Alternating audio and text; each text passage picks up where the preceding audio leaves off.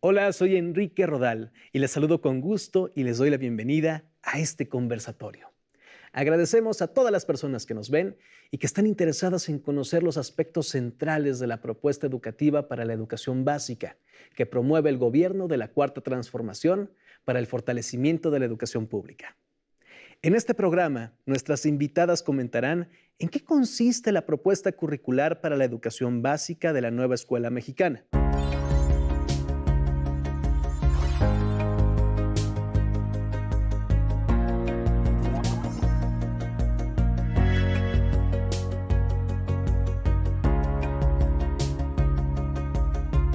Contamos con la presencia de tres invitadas que conversarán sobre los cambios en la educación con la nueva escuela mexicana. Le damos la bienvenida a la maestra Virginia María Llanos León, quien es licenciada en educación preescolar, maestra en dificultades de aprendizaje y doctora en educación. La maestra Virginia tiene un amplio conocimiento y experiencia en el nivel preescolar de la educación básica, ya que ha sido maestra frente a grupo, asesora técnico-pedagógica y actualmente se desempeña como supervisora escolar de jardines de niño en Morelia, Michoacán. Maestra, muchas gracias por estar con nosotros. Muchas gracias por la invitación. No, a usted. Agradecemos la participación de la doctora Ana Laura Gallardo Gutiérrez, quien es investigadora del Instituto de Investigación sobre la Universidad y la Educación de la UNAM. Entre sus líneas de investigación están currículum, educación básica y educación intercultural.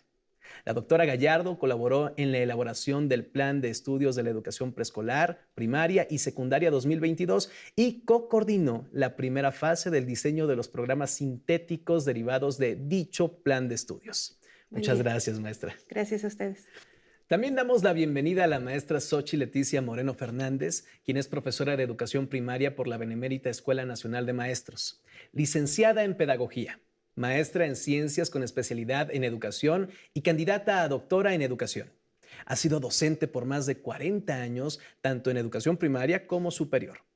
Entre sus áreas de especialización está el diseño y desarrollo curricular. Actualmente es directora general de desarrollo curricular en la Secretaría de Educación Pública.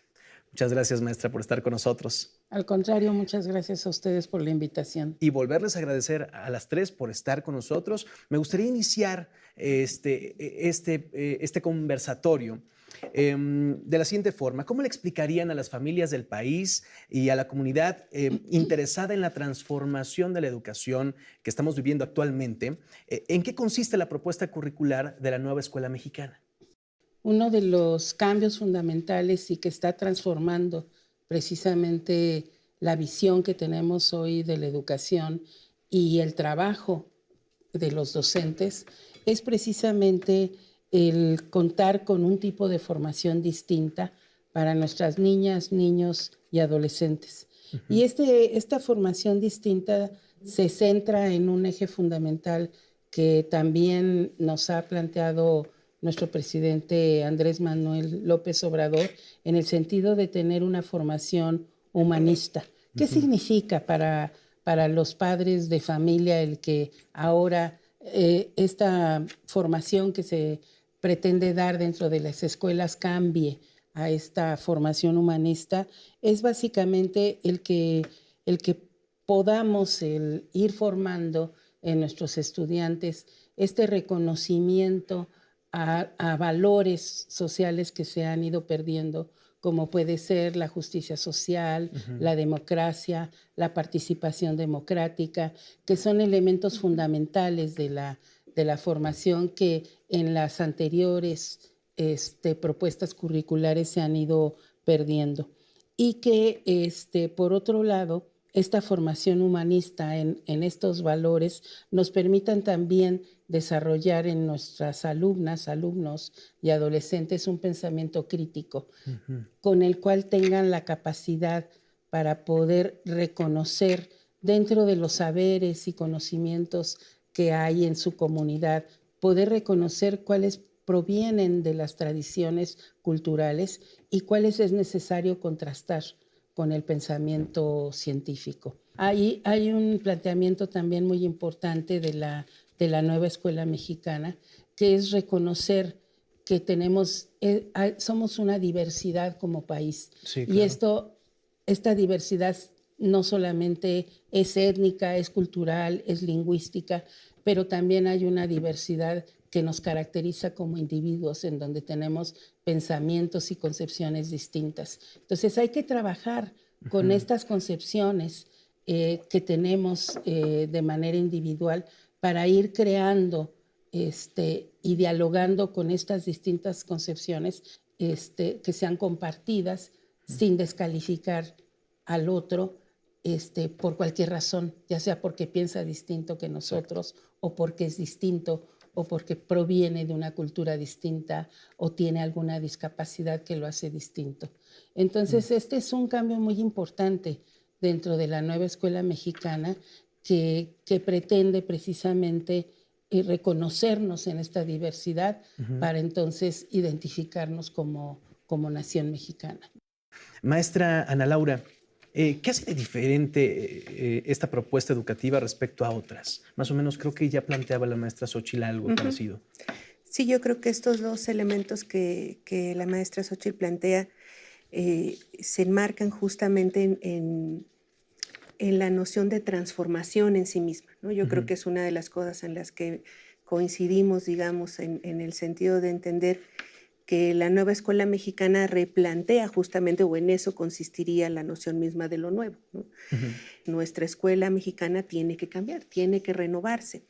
Y esa renovación no es solo, digamos, un cambio eh, en los términos, etcétera, sino en la lógica en la que se piensa, digamos, la escuela, ¿no? Entonces, hay ahí elementos muy importantes que implican justamente reorganizar o reorientar muchos de los elementos que en la pedagogía, en la didáctica han estado siempre presentes, pero que ahora se reorganizan a partir de una finalidad distinta. Y ahí es donde creo yo que está la transformación, ¿no? Cuando hablamos justamente de asumir la diversidad, de asumir los contextos, pues hablamos justamente de entender que el contexto en el que México está ahora, pues es, digamos, un contexto que nos demanda educar para luchar contra el racismo, contra el clasismo, contra la pobreza, ¿no? Decías tú, Xochitl, sobre la justicia social, justamente. Entonces, eso evidentemente se contrapone a los modelos previos en donde la educación era vista desde un punto de vista, digamos, o llamamos en el ámbito de la pedagogía una visión economicista de la educación, se forma para el que no lo negamos, pues, no se trata de negar estos elementos que dan también sentido a la educación, pero también ya lo decía Xochitl, o sea, la cuestión humanista en la educación básica, ¿no? Tiene un peso mucho más importante o se contrapone, digamos, a esta visión que sí, que podríamos llamar neoliberal, ¿no? Porque en efecto, pues esa fue la que privó. Pero creo que en efecto el cambio más importante tiene que ver con la idea de la transformación como ujú. eje de la nueva escuela mexicana, de responder a un contexto actual, nacional y mundial que no es justamente el que veníamos nosotros heredando de otros modelos, porque justamente lo que estamos es en un momento de transformación. Exacto, Entonces, sí. por supuesto, no podemos pensar que la educación no se impacte y no camine hacia estos otros sentidos, ¿no? Entonces, maestras, ¿cuáles son los principales cambios que se esperan vivir en la escuela con la propuesta curricular de la nueva escuela mexicana, maestra Virginia? Sí, yo creo que ya la palabra clave de toda esta nueva propuesta es la transformación. Y en esa Ujú, parte de transformación tenemos que ver que como país necesitamos un cambio. O sea, las cosas no están en la misma sintonía que estuvieron antes. Yo les digo a las educadoras, son niños que tenemos que transformar, que tienen que tener una visión diferente. Y qué bueno que es la escuela la que tiene esa responsabilidad, ujú. porque nos están volviendo a dar como docentes ese rol de agente de transformación social.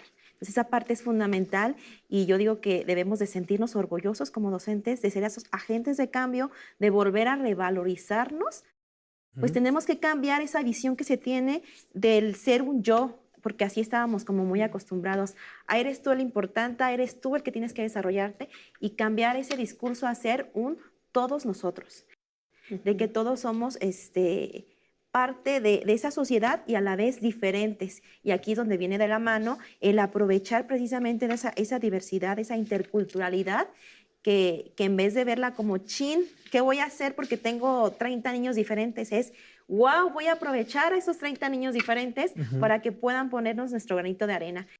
¿Cuáles son las diferencias con las que se van a encontrar en el día a día las y los alumnos en el aula?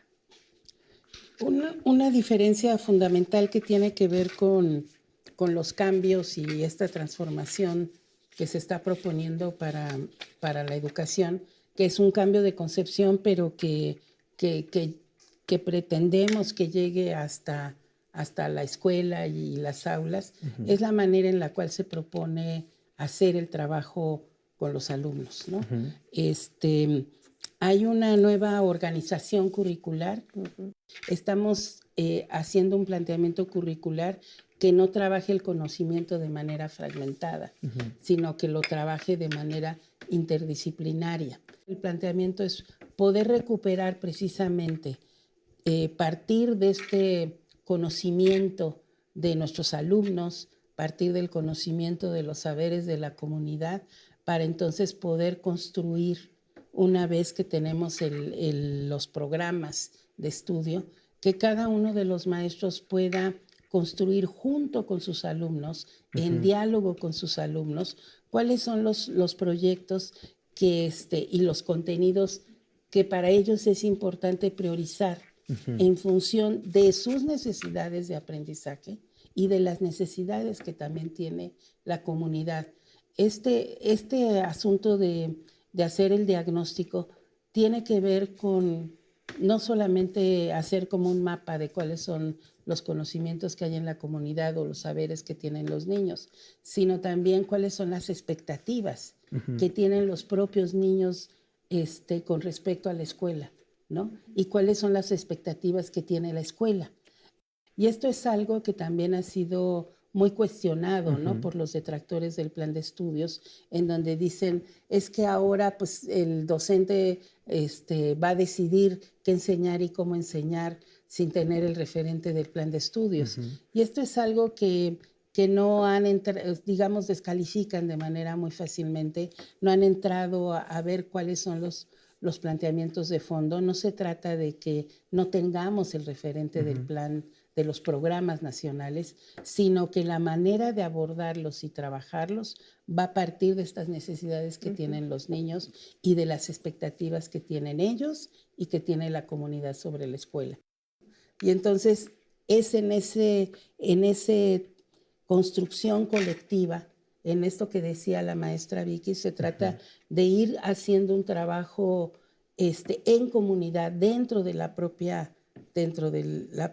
propio salón de clases, que entonces se van a ir abordando estos contenidos de manera, digamos, particular para ese grupo en esa escuela. Que va a tener mucho que ver con la comunicación docente-alumno, Así es. docente-padre de familia, alumno-padre de familia. Yo sobre esa, justo ahora que lo comentaba Xóchitl, me venía a la mente que la base, digamos, ¿no? El sustento de estas posibilidades, pues es, digamos, reorientar la noción de cómo trabajan los docentes en la escuela. Pero de lo que se trata en esta transformación es justamente de impulsar al colectivo docente.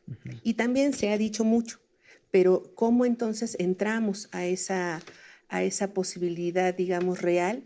Pues justamente a partir de contextualizar, ¿no? Es decir, si nosotros pensamos, atendemos desde lo local, entonces el colectivo docente lo que hace es justo pensar en su contexto. Entonces, ¿cuál es el cambio o cuáles son los cambios inmediatos en el salón? Pues que va a haber mucha referencia a que la escuela abra sus puertas, a de momento vemos los problemas muy lejanos, ¿no? Y es verlos... O se ven solo en el libro de texto o se ven solo como cuestiones que no construimos, que están dadas. Creo yo que el núcleo del asunto es cómo justamente el trabajo docente asume, digamos, esta necesidad de trabajar en conjunto. Si no se asume esa posibilidad, pues vamos a seguir teniendo justo aprendizajes aislados de la realidad, aprendizajes que no necesariamente nos sirven, digamos, para la vida. Maestras, con todo lo que hemos comentado ahorita, ¿cómo van a aprender las niñas y los niños? Y yo creo que el reto más importante de cómo enseñaríamos a los alumnos serán aquellos docentes que sean capaces de generar conciencias sociales, de generar una cultura de la paz. Yo creo que como sociedad estamos viviendo como tiempos complicados. Entonces, qué bueno que a través de la escuela podamos generar esa cultura de la paz, de aprovechar esos espacios que se den en la escuela para generar un cambio diferente de la resolución de problemas. Y principalmente yo también veo que es cómo a partir de la escuela podríamos concientizar el hecho del cuidado de la naturaleza y del medio ambiente, que es otro de los problemas. Día a día. Día a día y que impactan realmente en generar un cambio desde la escuela, porque al final es hacer conscientes a los niños de que necesitamos cambiar como sociedad. Yo les decía, a mí me emociona la parte del trabajo en proyectos, porque surgen de una problemática real de la escuela. Hablamos en un jardín, por ejemplo, los niños no se vacunan, entonces, ¿cómo se sufre de esa cuestión de enfermedades y qué trae consigo el que no se vacunen los niños? Pues de ahí surge un proyecto que va a generar un cambio de transformación social, pero a la vez voy a estar generando aprendizajes en mis alumnos con los contenidos de mi programa y va a darse un cambio en esa comunidad local que se está viviendo en esa colonia en específico. Entonces, es como en esta parte de volver a los niños partícipes de esa problemática de la sociedad, de cómo se van a hacer reflexivos con ese problema que se está trabajando, pero a la vez ir desarrollando sus procesos de aprendizaje que llevan. Y a mí me llama mucho la atención cuando dicen, ¿y la ciencia dónde quedan? Estamos haciendo ciencia, estamos aplicando a través de los proyectos el método científico porque el niño está reflexionando, está investigando, está cuestionando, está poniendo en práctica sus hipótesis, formulando. Entonces, es ciencia desde una visión donde vamos a formar seres humanos críticos y reflexivos de lo que pasa en su sociedad. Sí, la ciencia no se ha sacado de la ecuación. No, para nada. No. Forma parte, yo creo que complementa toda la parte de proyectos y de las metodologías que se trabajan de manera integral. El planteamiento está más bien en la forma en la cual va a proponer el maestro el desarrollar estos nuevos aprendizajes. O sea, vamos a seguir partiendo, por eso se hace el diagnóstico de qué es lo que ya saben nuestros alumnos y se le van a ofrecer oportunidades de aprendizaje que le permitan desarrollar ese conocimiento. Lo que se plantea es trabajar de una manera distinta, de tal manera que para las niñas, los niños y los adolescentes resulte primero importante hacer una lectura precisamente de su realidad, de la problemática que viven en sus comunidades, de las problemáticas sociales, familiares que están viviendo, y a partir de eso ellos mismos se planteen cuáles son las cuestiones que les interesa trabajar. Y entonces el maestro tiene que hacer una suerte de organización, como dice Ana Laura, de manera colectiva, ¿no? Para entonces ver, bueno, por un lado tengo estos planteamientos que me hace el plan de estudios. Por otro lado, estos son los aprendizajes que tienen mis alumnos, pero además a ellos les interesa conocer todo esto. Entonces, a partir de estos elementos, el maestro tiene que hacer una planeación distinta del proceso de aprendizaje de los alumnos. Con esto lo que quiero decir es que los sujetos aprendemos y los procesos cognitivos, pues mentalmente ahí están, pero la manera en la cual el maestro proponga desarrollar esos aprendizajes y proponga formas de enseñanza distintas, va a hacer que estos aprendizajes sean mucho más significativos para los alumnos y que además partan de lo que algunos autores denominan una enseñanza situada. O sea, maestro, conocer a tu alumno y con base en eso poder ir planteando o replanteando la educación. Conocer a tu alumno y conocer la realidad. El contexto en el que se desenvuelve. El contexto en el cual estás, claro. ¿Sí? Y el otro asunto es la visión con la cual lo vas a hacer. No lo vas a hacer solamente a partir de, como decía Ana Laura, o como señalaba la maestra, de tener un planteamiento neoliberal, de formar para el empleo, sino dentro de una formación humanista donde estén todos estos valores para formar un ciudadano que sea crítico, que se plantee permanentemente la necesidad de participar con principios democráticos, respetando a los demás, etcétera, etcétera. Entonces son como varios elementos que nos van a dar precisamente este punto de cambio y de transformación, porque muchos dicen, es que esto ya lo hacíamos, es que esto ya se hacía, sí, pero el problema es que se hacía fragmentariamente. Y claro, esto implica un trabajo totalmente distinto. Y más arduo. Para el maestro, por supuesto. Y en específico en la cuestión del aprendizaje, creo yo, o complementaría esto que planteaba la maestra Xóchitl, que necesitamos también entender, porque eso ahora lo sabemos por la investigación educativa, que el aprendizaje no es un proceso individual, es un proceso, digamos, colectivo. Cuando nosotros durante pues todos estos años, digamos, ¿no? Por lo menos en nuestro país, las últimas 4 décadas, y el mundo en general, ¿no? Asume esta visión de la sociedad individualista, de la sociedad de consumo, o sea, implica justamente que formemos identidades, subjetividades, ¿no? Que aprendan justamente estos cánones, estos valores. Entonces, cuando replanteamos y decimos una visión comunitaria del aprendizaje, no es solo por una decisión, digamos, sino porque asumimos que hemos visto que justo las niñas, los niños, nosotros mismos no aprendemos si no es en colectivo.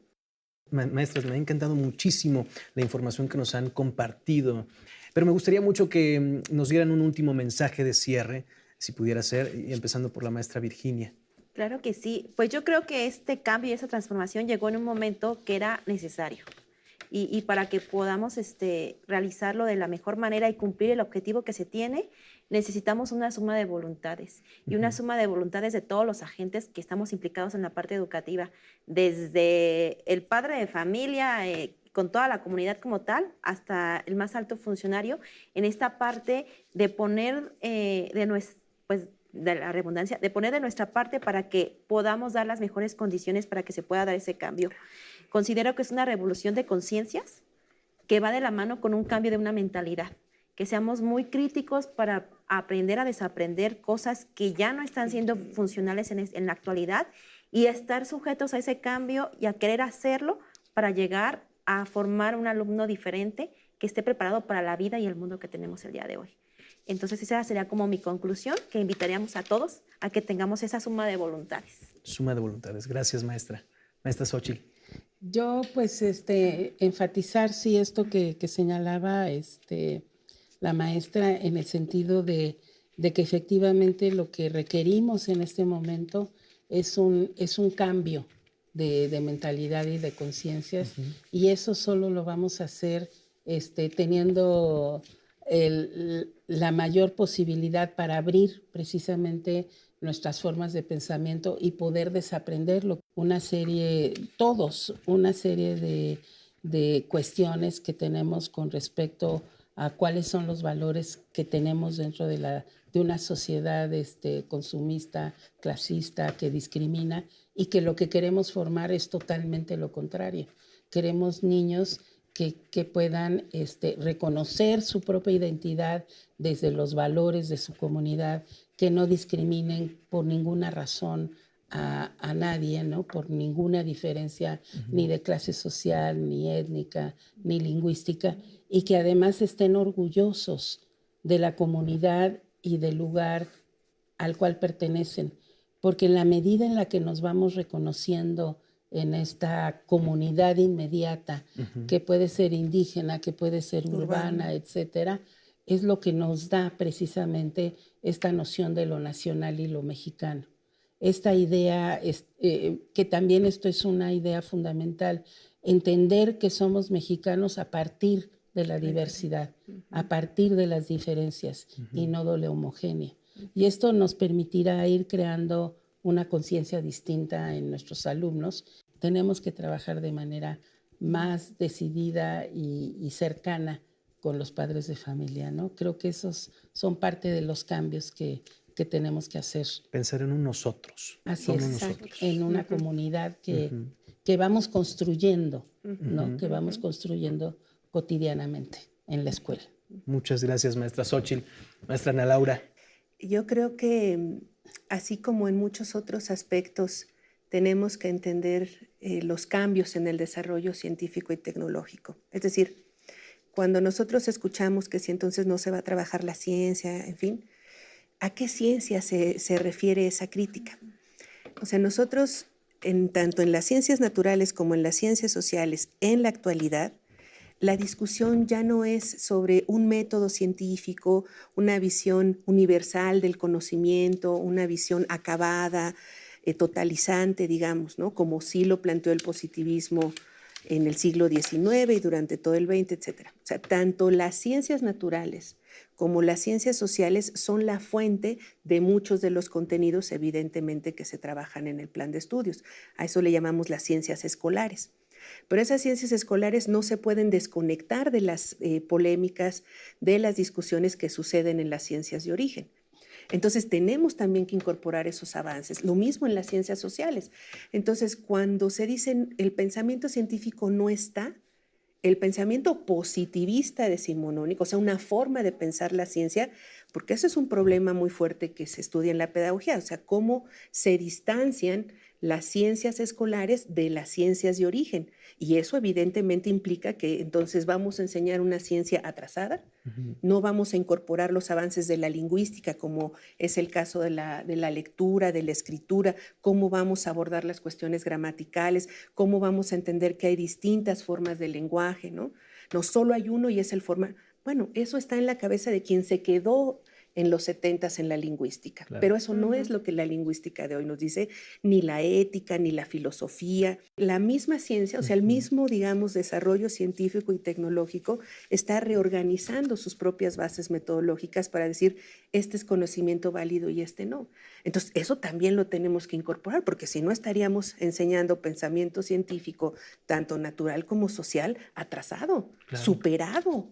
Entonces, esas críticas provienen justamente de ese pensamiento, ¿no? Que tuvo su momento, que por supuesto fue necesario pensar así, pero también tenemos que pensar en cuál es la discusión científica actual y evidentemente cómo eso va transformando también la escuela, ¿no? Y yo creo que la idea justo de asumir que la escuela es dinámica, que el mundo es dinámico, o sea, que no hay nada fijo, eso yo lo dejaría como la noción principal, ¿no? Asumir que vamos a estar en constante cambio y que entonces nuestra tarea es ir asumiendo justamente esa forma de pensar, porque no es fácil, ¿no? Todos estamos acostumbrados a, bueno, ya llegó, así se queda y entonces… Sí, ¿no? No va a cambiar. No va a cambiar. Pues es que eso, insisto, solo pasa en nuestra cabeza. Exacto. Porque la realidad sigue cambiando. Entonces, empezar a también nosotros asumir esa posibilidad o esa lógica nos va a permitir justo avanzar en una escuela mucho más cercana a la realidad, con los avances científicos que necesitamos para comprenderla y sobre todo para interactuar con ella, ¿no? Porque la escuela no es que cambie la realidad en sí misma, pero justo la manera en la que formamos a nuestros estudiantes va a hacer que esa comunidad se vaya transformando. Lo decía la maestra Vicky, ¿no? O sea, si nuestro estudio es sobre las vacunas, pues evidentemente eso va a ser… Y claro que lo necesitamos ante justo todas estas visiones distorsionadas sobre las vacunas y la infodemia, en fin, ¿no? Entonces yo creo que eso, asumir el cambio, la dimensión dinámica de la educación, la dimensión contextualizada de la educación sería como, desde mi punto de vista, pues como un ancla que nos va a permitir justo ir atravesando todos estos procesos, ¿no? Gracias. Maestra Nadaura, muchas gracias. Suma de voluntades, pensamiento crítico, humanismo, buscar la transformación y renovación es parte de las propuestas que está implementando la nueva escuela mexicana. Agradecemos la participación de nuestras 3 invitadas, pero gracias, sobre todo de nuestro público por acercarse a conocer este elemento central de la nueva escuela mexicana. Hasta luego.